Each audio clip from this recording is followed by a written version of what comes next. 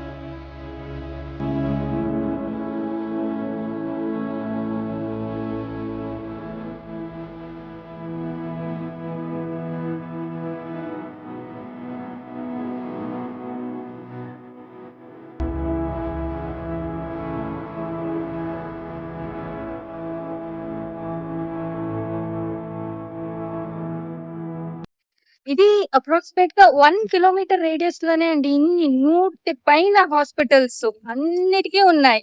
మీరు ఒకసారి వచ్చారంటే అన్ని నొప్పులు ఒకే చోట్ల చూపించుకొని పోవచ్చు.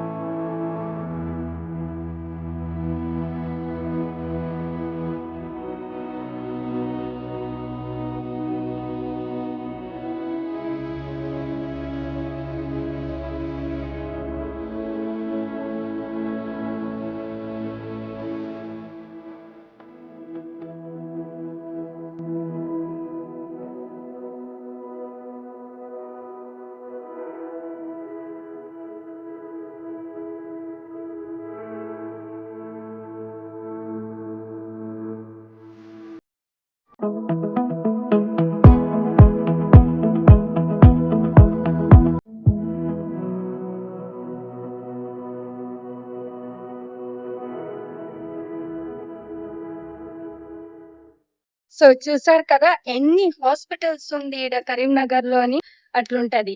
ఇంకొక ఇంట్రెస్టింగ్ థింగ్ ఏమంటే ఇది ఏదైనా హాస్పిటల్ అడ్రస్ లేదా ఏ అడ్రస్ అని అడిగితే ల్యాండ్ మార్క్స్ కూడా హాస్పిటల్ పేర్లే ఉంటాయి.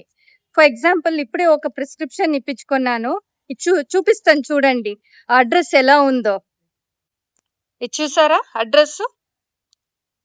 Sharmanagar, opposite to civil hospital, beside Dr. Adi Sridevi Nursing Home, Karimnagar. Opposite to and beside to అన్ని హాస్పిటల్ పేర్లే. ఎంత ఇంట్రెస్టింగ్ గా ఉంది కదా.